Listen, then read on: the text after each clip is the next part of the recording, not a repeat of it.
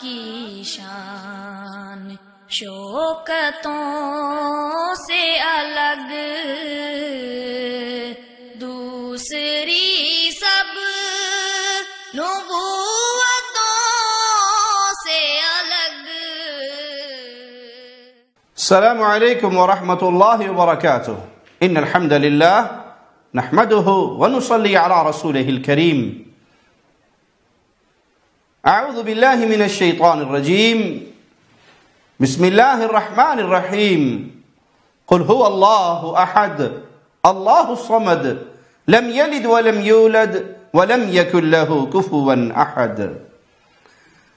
نبی کریم صلی اللہ علیہ وسلم سے پیار کرنا، آقا علیہ السلام سے محبت کرنا، یہ ایمان کی نشانی ہے، اور جتنا دل میں پیارے نبی کا پیار ہوگا اتنا ہی ایمان اعلی مقام پر ہوگا۔ صحابہ پیارے نبی صلی اللہ علیہ وسلم سے شدید محبت کرنے والی اہل ایمان کی پہلی جماعت۔ صحابہ کی محبتوں کے انداز آئیے احادیث رسول اپنے سامنے رکھتے ہیں اور دیکھتے ہیں کہ پیارے نبی صلی اللہ علیہ وسلم کے ساتھ آپ کے پیارے صحابہ کیسے محبت کیا کرتے تھے۔ صحیح بخاری حدیث نمبر 5786، اور یہی روایت صحیح مسلم میں بھی ہے، پیارے نبی صلی اللہ علیہ وسلم چمڑے کے سرخ خیمے میں تشریف فرما ہیں۔ سیدنا بلال پانی لے کر کھڑے ہیں اللہ کے نبی صلی اللہ علیہ وسلم کو وضو کروانے کے لیے۔ جب اللہ کے نبی صلی اللہ علیہ وسلم وضو فرماتے ہیں تو صحابہ ایک دوسرے پر جھپٹتے ہیں پیارے نبی صلی اللہ علیہ وسلم کے وضو کے ان مبارک پانی کو لینے کے لیے، اور کیفیت یہ ہو جاتی ہے فمن اصاب منہ شیئا تمسح به ومن لم يصب منہ شیئا اخذ من بلل ید صاحبہ۔ اگر کسی کو پانی مل جاتا ہے تو وہ اپنے چہرے پہ مل لیتا ہے، اپنے جسم پہ مل لیتا ہے، اور جس کو پانی نصیب نہیں ہوتا وہ اپنے بھائی کے گیلے ہاتھ پر ہی ہاتھ مل کے اپنے چہرے پہ مل لیتا ہے۔ پیارے نبی صلی اللہ علیہ وسلم کے صحابہ آپ سے اتنی محبت کرتے تھے کہ آپ کے وضو کا پانی تک زمین پہ نہیں گرنے دیتے تھے اور اس کو اپنے جسم پہ ملتے تھے۔ اور یہ جائز تبرک ہے، یہ وہ جائز عمل ہے کہ پیارے نبی صلی اللہ علیہ وسلم کے جسم کے اندر بھی اللہ نے برکتیں رکھی ہیں۔ جو چیز آپ کے جسم مبارک سے لگی، جو پانی آپ کے جسم مبارک سے لگا، اللہ نے اس کے اندر بھی خیر اور برکت رکھی ہے، اسی لیے صحابہ اس برکت کو حاصل کرتے ہیں۔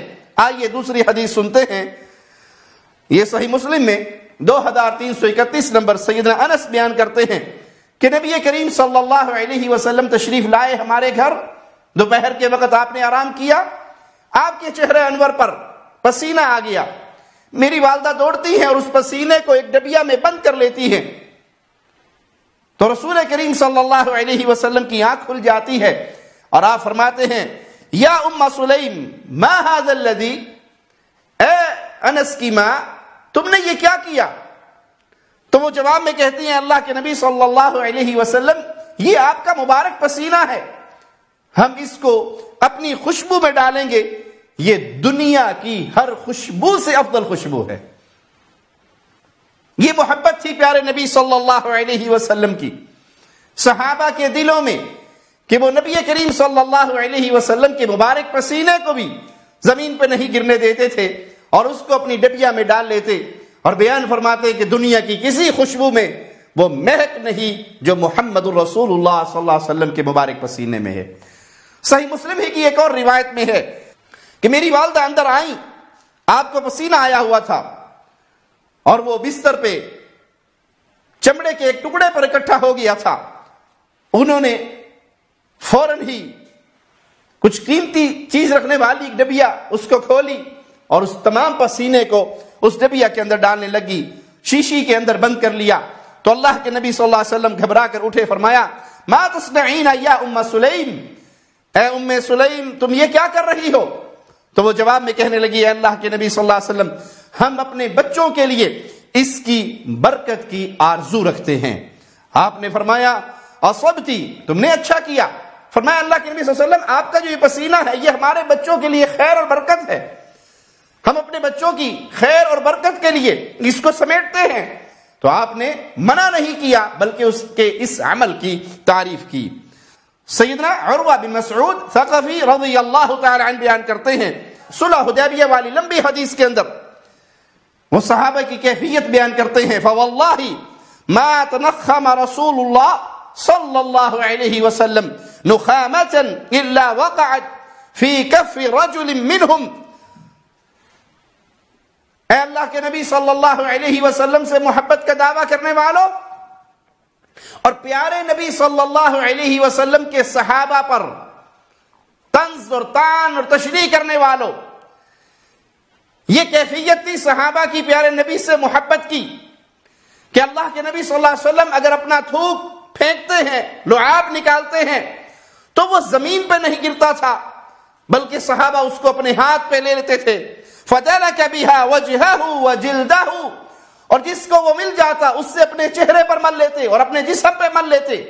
یہ پیارے نبی صلی اللہ علیہ وسلم کی محبت، یہ نبی کریم صلی اللہ علیہ وسلم کا پیار آپ کے پیارے صحابہ کے دلوں میں، اور صحابہ آپ کے پسینے سے، آپ کے وضو کے پانی سے، آپ کے لعاب دہن سے اس طرح برکت حاصل کیا کرتے تھے۔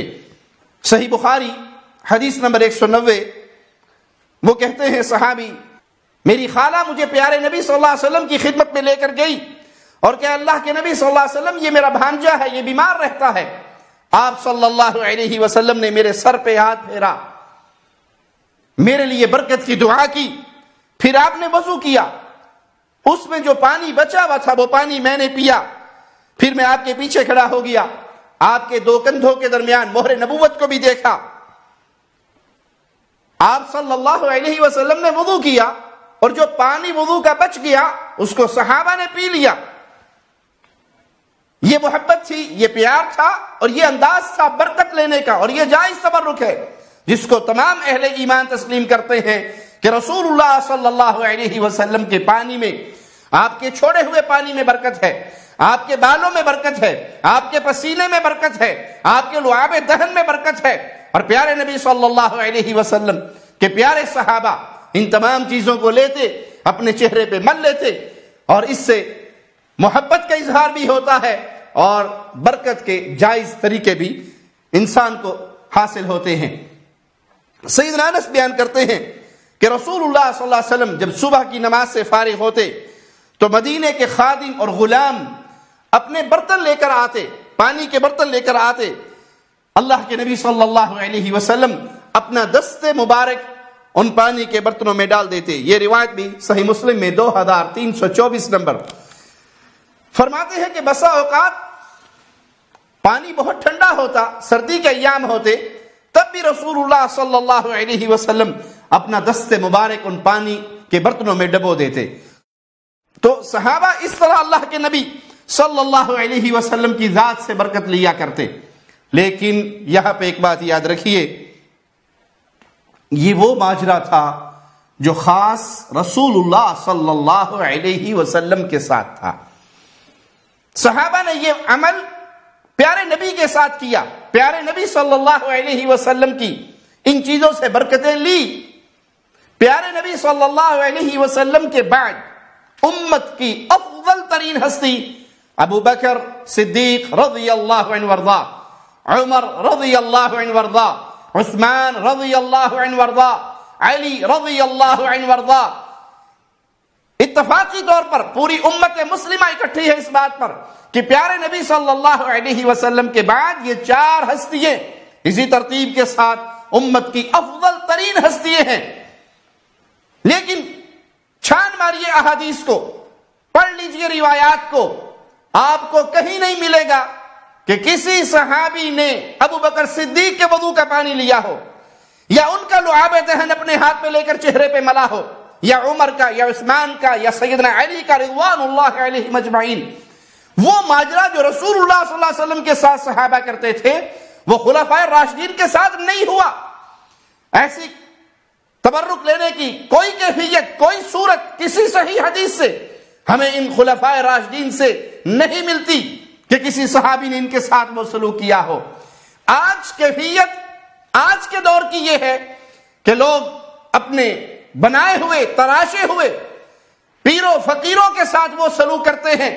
ان کے وضو کا پانی لیا جاتا ہے، پیر صاحب ہاتھ میں تھوکتے ہیں اور مرید اس کو اپنے منہ پہ مل لیتا ہے۔ پیر صاحب گالیاں دے دیتے ہیں تو برکت کے لیے گالیاں سنی جاتی ہیں۔ اگر یہ تبرک کا معاملہ خاصا نہ ہوتا رسول اللہ صلی اللہ علیہ وسلم کا، نیک لوگوں کے ساتھ یہ معاملات چلے ہوئے ہوتے، تو پھر سب سے پہلے امت میں حقدار تھے ابو بکر صدیق، پھر فاروق اعظم، پھر عثمان غنی، پھر حیدر کرار، کہ ان کے ساتھ یہ سلوک کیا جاتا۔ لیکن صحابہ نے تابعین نے ایسا نہیں کیا، تو قیامت تک کے مسلمانوں کے لیے درس ہے کہ وہ جائز صورت تبرک کی خاص تھی امام الانبیاء، امام کائنات، امام اعظم محمد الرسول اللہ صلی اللہ علیہ وسلم کے ساتھ۔ آج کے دور کے پیروں فقیروں بابوں بزرگوں کے ساتھ وہ سلوک کرنا، یہ پیارے نبی صلی اللہ علیہ وسلم کے مقام رسالت پر ان کو بٹھانے کی ایک ناکام نامراد کوشش ہے۔ آپ اس کو وہ شان دے رہے ہیں جو صحابہ نے صرف محمد کریم صلی اللہ علیہ وسلم کو دی۔ پیارے نبی صلی اللہ علیہ وسلم کے صحابی سیدنا جابر بیان کرتے ہیں، صحیح بخاری حدیث نمبر 2967 ہے کہ ایک غزوے میں میں پیارے نبی صلی اللہ علیہ وسلم کے ساتھ تھا۔ میرے پاس جو اونٹ تھا وہ پانی لانے والا وہ بہت تھک گیا، اتنا تھک گیا کہ اس سے چلا نہ جائے۔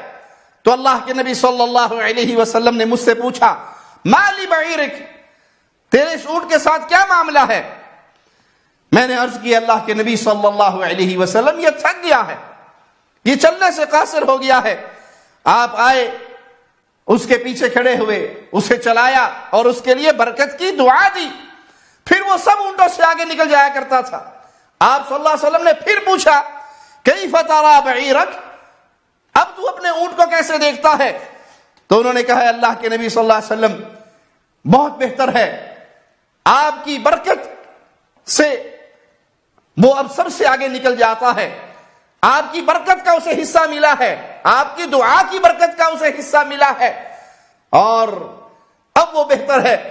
جس طرح پہلے وہ تھک جاتا تھا اور آہستہ چلتا تھا، اس کا وہ ماجرا ختم ہوا۔ عبداللہ بن عمر سے روایت ہے، انہوں نے کہا، ایک مرتبہ ہم نبی کریم صلی اللہ علیہ وسلم کی خدمت میں موجود تھے، آپ کے پاس کھجور کا گودا لایا گیا، تو رسول اللہ صلی اللہ علیہ وسلم نے فرمایا، ان من الشجر لما برکتہ کبرکۃ المسلم، یہ ایک درخت ہے درختوں میں سے، اس میں ایسی برکت ہے جیسے مسلمان میں برکت ہوتی ہے، اس کے اندر بھی اللہ نے ایسی برکت رکھی۔ میں نے خیال کیا کہ یہ درخت لازمی بات ہے کھجور کا درخت ہی ہوگا، لیکن جب میں نے نبی کریم صلی اللہ علیہ وسلم کے ارد گرد دیکھا تو 9 کے قریب افراد اور صحابہ بیٹھے ہوئے تھے، اور میں ان میں سب سے چھوٹا تھا، تو شرم کی وجہ سے، حیا کی وجہ سے میں خاموش رہا کہ میں اگر بولوں تو میں چھوٹا ہوں، اور باقی بڑے صحابہ موجود ہیں، وہ سب خاموش رہے۔ تو پھر رسول اللہ صلی اللہ علیہ وسلم نے فرمایا، ہی النخلہ، یہ کھجور کا درخت ہے جس کے اندر اللہ نے برکت رکھی ہے۔ تو مسلمان کے اندر جو برکت ہے اس کی دعا ہے، اس لیے نیک لوگوں کے پاس جا کے ان سے دعا کروانی چاہیے، اس دعا میں بھی اللہ نے برکت رکھی ہے۔ یہ چیزیں ہمیں اللہ کے نبی صلی اللہ علیہ وسلم کی احادیث سے ملتی ہیں، جتنا ملے اس پہ عمل کیجئے، لیکن دین میں وہ کام نہ کیجئے جو دین کے اندر اضافہ ہو، جس کا ثبوت ہمیں احادیث سے نہ ملے، جس کا ثبوت ہمیں پیارے نبی صلی اللہ علیہ وسلم کے صحابہ کے فہم سے نہ ملے۔ اس مسئلے میں تو کوئی اختلاف نہیں کہ آج کے دور کے بلکہ پوری دنیا کے آپ پیروں فقیروں بزرگوں بابوں حضرتوں شیخوں مرشدوں کو اکٹھا کر لیں تو وہ سارے مل کے بھی ایک ابو بکر صدیق کے برابر نہیں ہو سکتے۔ تو پیارے بھائی، جب کسی صحابی نے وہ عمل جو آج تم پیروں فقیروں بابوں کے ساتھ کر رہے ہو، یہ ابو بکر صدیق کے ساتھ نہیں کیا۔ آج کی کیفیت تو یہ بن چکی ہے کہ اگر پیر کے نام کوئی بلی منسوب ہو، وہ بلی مر جائے تو اس کو دفنا دیا جاتا ہے، پیر کے نام پر کوئی اونٹنی منسوب ہو، اس اونٹنی کو دفنا دیا جاتا ہے، اور اس کی پوجا کی جاتی ہے۔ سیدنا حسین کے نام پہ کوئی گھوڑا منسوب ہو جھوٹ کی بنیاد پر تو اس گھوڑے کے مرنے پہ اسے دفنا دیا جاتا ہے اور اس کی پوجا کی جاتی ہے۔ پیر جیلانی کے دروازے پہ بیٹھا ہوا کوئی کتا کیوں نہ ہو تو اس کتے کی شان کے اندر مولوی 3 منٹ 4 منٹ تک کتوں کے فضائل بیان کرتے ہیں۔ جو غوث پاک کے در پہ کتا بیٹھتا تھا وہ دنیا کے پیروں سے افضل ہے، دنیا کے پیروں سے افضل ہے۔ غوث پاک کا کتا جس کی شان یہ، غوث پاک کے کتے کی شان ہے، وہ دنیا کے پیروں سے افضل ہے۔ غوث پاک کے کتے کا یہ مقام ہے۔ پیارے بھائی، امت میں افضل ترین ہستی پیارے نبی کے یہ 4 خلفاء ہیں، خلفاء راشدین۔ ان کے ساتھ کسی صحابی نے وہ ماجرا نہیں کیا جو آج تم اپنے پیروں فقیروں مولویوں صوفیوں کے ساتھ کرتے ہو۔ لہذا دین وہی ہے جو اصحاب محمد نے سمجھا ہے۔ تم بھی تبھی مسلمان بنو گے جب اس راستے پر چلو جو راستہ اصحاب محمد کا راستہ ہے۔ اللہ ہمیں پیارے نبی صلی اللہ علیہ وسلم کے پیارے صحابہ کے راستے پہ چلنے کی توفیق عطا فرمائے۔ اقول قولی ھذا واستغفر اللہ لی ولکم ولسائر المسلمین۔ آپ کی شان شوکتوں سے الگ دوسری